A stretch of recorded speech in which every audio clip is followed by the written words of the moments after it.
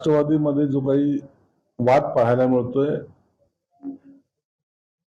आणि त्यामुळे काही नेते मग तटकरे असतील, प्रफुल्ल पटेल असतील, हे शरद पवारकडे गेले आणि हा वाद सोडवतील असं काहीतरी वातावरण निर्मिती होते. परंतु मला वाटतं तसं काही नसावं. तटकरे आणि प्रफुल्ल पटेल असतील किंवा अजितदादा गटाचे सर्व नेते असतील, यांनी अनेक वर्ष शरद पवार साहेबांबरोबर काम केलेलं आहे. पक्षविलीन होणार होता ह्या चर्चा पूर्वी होत्या. त्यानंतर आता त्या चर्चेला जेव्हा फुलस्टॉप मिळाला तेव्हा पक्ष फुटीच्या मार्गावर आहे की काय अशाही चर्चा सुरू झाल्या. म्हणून कदाचित सुनील तटकरेने यामध्ये मध्यस्थी करण्याचा प्रयत्न केला असावा आणि शरद पवार साहेब यात काहीतरी निर्णय घ्यावा. पुन्हा एकत्रीकरणाच्या चर्चा व्हाव्यात का काय असा एकंदर सुरू दिसतोय. परंतु नेमकं यावर भाष्य करण्याचा अधिकार हा सुनील तटकरे किंवा प्रफुल्ल पटेल यांना आहे. तेच यावर स्पष्टपणे सांगू शकतो. सर, पेट्रोल आणि डिझेलच्या दरवाढीचे परिणाम आता हळूहळू जाणवू लागलेले आहेत. बुलढाणा जिल्ह्यातल्या एका शेतकऱ्यांनी स्वतः अवताला झुंपून घेतलं. आता एवढा खर्च द्यायचा कसा असा प्रश्न शेतकऱ्यांचा. शेतकऱ्याची अवस्था फार बिकट होत चाललेली. अवकाळी पाऊस, कधी आणखी वेगळं संकट, हमी भावाचा प्रश्न, त्याच्या मालाची जे काही विकायला जेव्हा मार्केटमध्ये जातो त्या टायमाला मिळणार त्याला मोबदला, या सगळ्या प्रश्नामुळे शेतकऱ्याची अवस्था अत्यंत बिकट आहे, वाईट आहे. याची सरकारलाही जाणीव आहे. म्हणून याच्यावर पर्याय काढणं हे त्याच्यावरचा खरा तर अर्थ राहील. पर्याय हा काढला गेला पाहिजे. सरकारने आता कांद्याला सुद्धा भाव दिलेला आहे, परंतु यामुळे अडचण सुटल्या असं मी म्हणणार नाही. डिझेलची किमतीमध्ये वाढ झाली, एक ते मिळायला थोडा त्रास होतोय, परंतु यावर सर्व मात करताना शेतकऱ्यांनी सर्व बांधवांनी थोडा संयम राखला पाहिजे. कोणताही अतिरेकी पाऊल आपण उचलू नका, स्वतःच्या जीवाशी खेळू नका. सरकार यावर निश्चित तोडगा काढेल आणि सरकारमध्ये बसलेले लोक कोण आहेत, हे सर्व शेतकऱ्याचीच लोक मुलं आहेत ना, म्हणून त्यांनाही काळजी आहे. बुलढाण्यात झालेला प्रकार हा पाहून प्रत्येकाला वेदना ह्या झालेल्या आहेत. राष्ट्रवादीच्या काही नेत्यांनी पार्थ पवार यांच्याकडे, शरद पवार यांच्याकडे कुटुंब प्रमुख म्हणून ज्यांचे पार्थ पवार अहो, ही बातमी पार्थ पवारची तक्रार करायला, पार्थ पवार एवढा मोठा नेता नाहीये. सुनेत्रा बद्दल तर ठीक आहे, पार्थ पवार, जय पवार यांच्या तक्रारी करणं, मला वाटतं अशा काही प्रकार झाला नसाल. त्यांच्या अंतर्गत पक्षाच्या विषयी काही चर्चा झाली निश्चित असावी, परंतु त्याची माहिती आम्हाला नाहीये. पार्थ पवार आता स्वतः निर्णय घेत आहेत, पक्षाच्या नेत्यांना विचारत नाही, विचारत घेत नाही, अजितदादा असे कधीच करत नव्हते.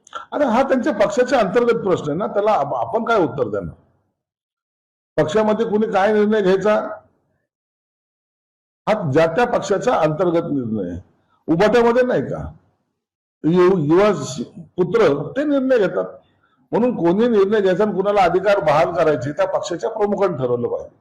अंतर्गत नाराजीमुळे जे वरिष्ठ नेते आहेत राष्ट्रवादीचे ते वेगवेगळा मार्ग शोधतायत असं राजकारणात चर्चा आहे. त्या भाजपचं असेल किंवा तुमचं शिवसेना असेल, तर असे काही नेते संपर्कात आहेत का? तशा राजकीय म्हणजे महाराष्ट्राच्या राजकारणात तसं पुन्हा पाहायला मिळणार आहे. तर बघा, अशा वेळेला ज्यांना पक्षामध्ये काम करण्यापासून रोखलं जातं किंवा ज्यांच्यावर अन्याय होतो ते निश्चित दुसरा मार्ग स्वीकारतात. आता तुम्ही पाहिलं असं ठाण्यामध्ये परंजपे आता शिवसेनेत आलेले आहेत. त्यांनाही वाटतं की या पक्षामध्ये राहून आपलं भवितव्य ठीक नाही, म्हणून असे अनेक लोक या पक्षातून त्या पक्षात जायच्या प्रक्रिया मला वाटतं आता सुरू झाली. याच्यावर जे दमन या संदर्भात सध्या पार्थ पवार यांचे सर्व्हिसवर आहे, त्यांना असं वाटतं की त्यांनी आधी गरज आहे. कुणाला काय वाटतं हा ज्याचा त्याचा प्रश्न आहे, त्याच्यावर आम्ही भाष्य करणार नाही. तरांगेंचं आंदोलन पुन्हा सुरू होत आहे. त्यांनी स्पष्टपणे सांगितले की सरकारने पुन्हा एकदा मराठ्यांना फसवलेलं आहे. सरकारला ताकद वेळ दाखवून द्यायची गरज आहे. आता मराठी मागे हटणार नाही. दिल्लीपर्यंत आंदोलनाची चर्चा सुरू आहे. मला वाटतं जरांगे पाटलांनी गेल्या 3-4 महिन्यापूर्वीच या बाबतीबद्दलचा इशारा सरकारला दिला होता. सरकारने सुद्धा त्या इशाऱ्याला गांभीर्याने घेतलेला आहे. स्वतः विखे पाटीलांनी जरांगेंची भेटही घेतली होती. त्यामध्ये नेमकं काय बोलणं झालं त्याबद्दलची आम्हाला माहित नाही, परंतु त्यावेळेला ज्या मागण्या मान्य केल्या होत्या त्याच्यासाठी सरकारने सकारात्मक पावलं उचललेली आहेत आणि हे आंदोलन होऊ नये त्यापूर्वी हे त्यांच्या असलेल्या मागण्या या किती तडीस नेता येईल याचा प्रयत्न सरकार निश्चित करेल. आंदोलन हा त्यांचा अधिकार आहे, म्हणून आज मला वाटतं जरांगे पाटलांनी जे प्रेस घेत आहेत त्यामध्ये ते त्यांच्या आंदोलनाची दिशा स्पष्ट करतील. परंतु सरकारची भूमिका ही मराठा समाजाला आरक्षण देण्याची, परंतु इतर समाजाच्या आरक्षणाला धक्का न लावू देता ही आहे, होती आणि राहील. आता ते असं म्हणाले की अधिकारी म्हणतात हैदराबाद गॅजेटनुसार प्रमाणपत्र सरकारने द्यायला नाही सांगितलं.